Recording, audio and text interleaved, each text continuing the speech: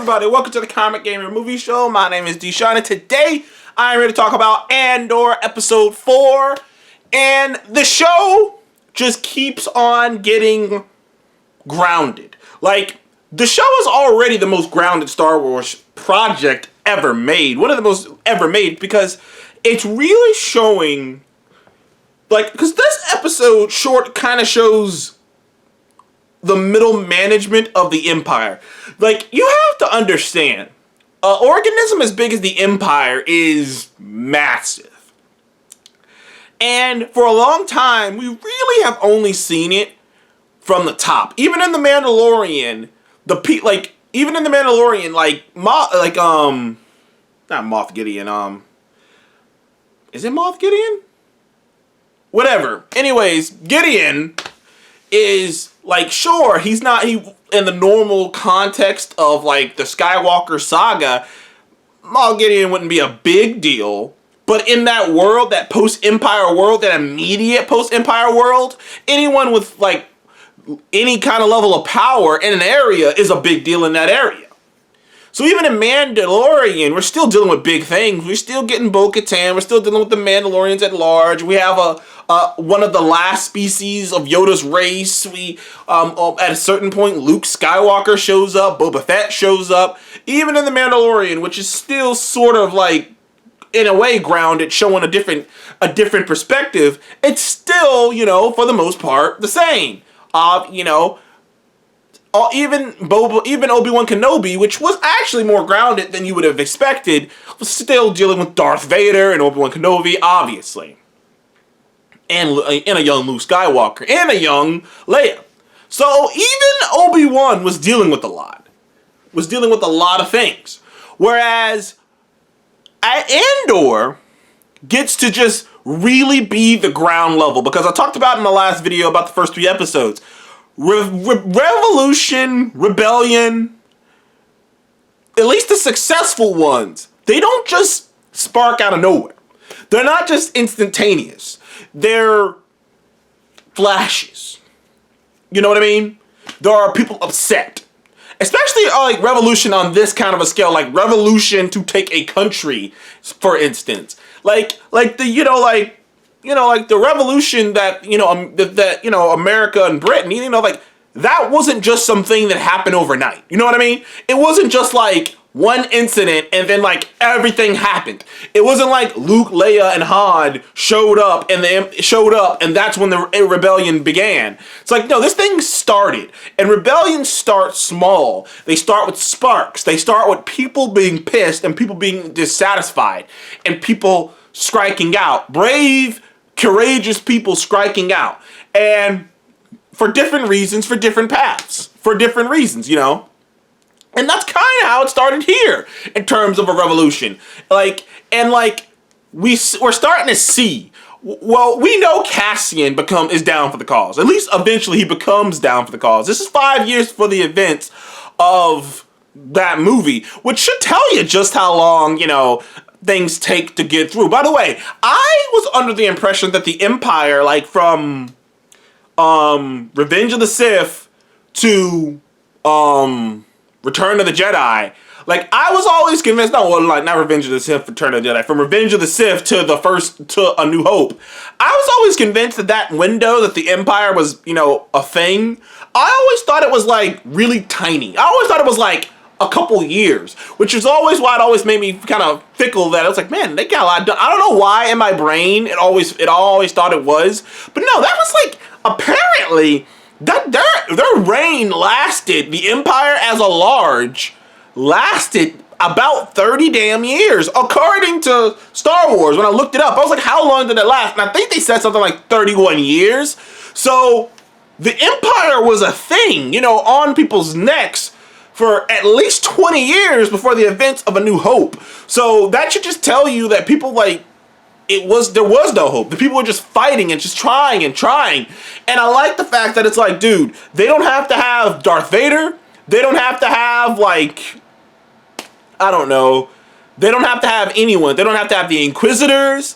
They don't have to have any of them involved in this show, because it's so low down there. And like this episode in particular, you really get an insight into like what it would be like to work for the Empire. What it would be like to be like a simple worker bee, not one of the top dudes having a conversation with Darth Vader, getting choked out, not one of the top dudes making intergalactic decisions, but one of the lower people making decisions about a sector, a planet, or decisions like being one of the lower people on the totem pole. What it's like to just work in the Empire and what it takes, and like the idea that the Empire kind of creates this environment, this kind of corporate environment, to be honest.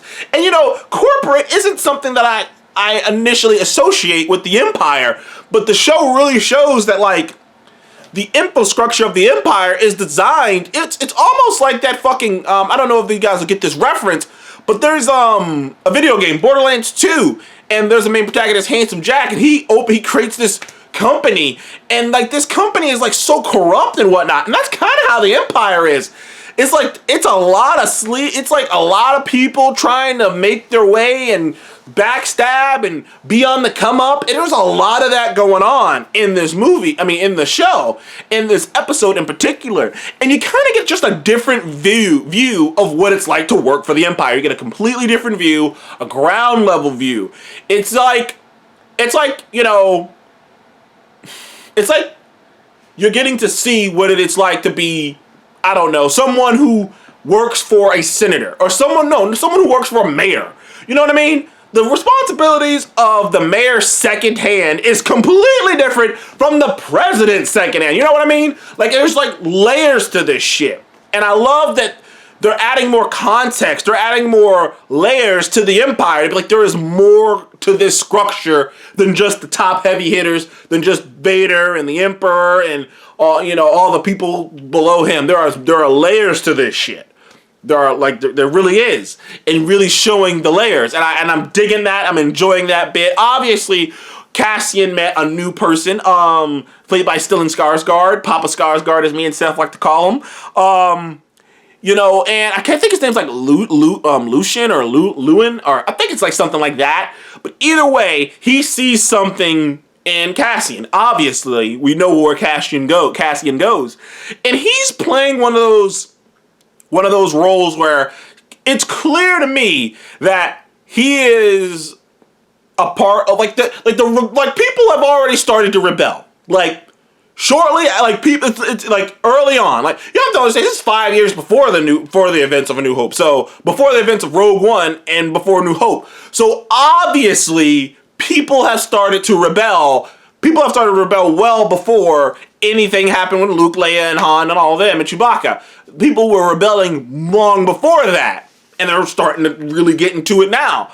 And even before the events of this episode, he was rebelling, and because like Cassian kind of figured out who he was from the way he was talking to him, and he really sees something in Cassian. He sees someone whose hatred for the Empire could quite be like his, and I can't wait to see where his hatred comes from, because Stellan Skarsgård is doing a great job. There's this sequence where he's talking to one of his subordinates or someone he's working with to fuck over the Empire in this heist that they want to pull off, and this money heist that they want to pull off to pretty much screw over the Empire.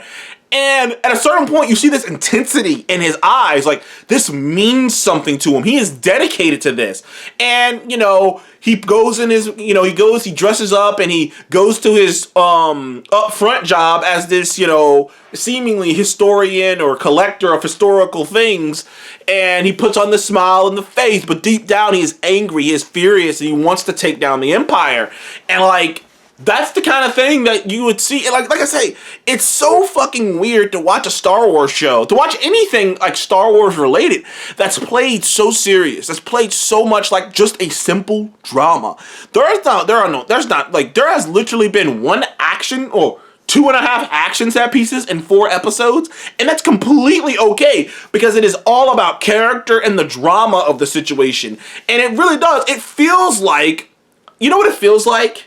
It feels like that. I don't know if you guys seen this show on AMC. Seth definitely heard about this show called Turned. And Turned was about Washington spies, because Washington had some spies, and and that's what the show feels like, because those spies had crucial information that ended up helping us win the Revolutionary War.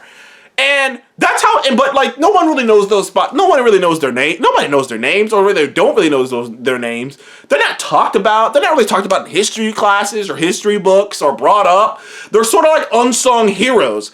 And like, that's what this show is. These are the unsung heroes of the rebellion. The people who never made it. The people whose sacrifices were able to build bridges and steps and ladders for people like Lando and, Luke, Leia, Han, and the crew to come along and go forward. Where people like them dying and putting their lives on the line to really stick it to the Empire, to really keep this fight going, and to let them know that we're not out of this, that we see what you're doing and we're not going to conform.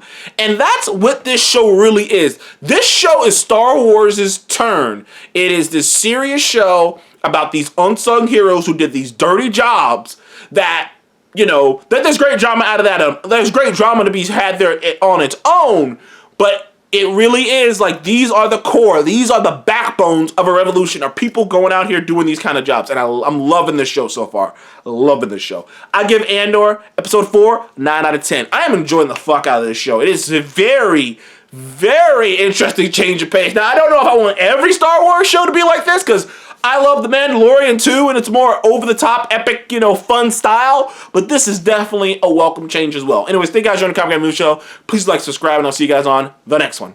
Goodbye.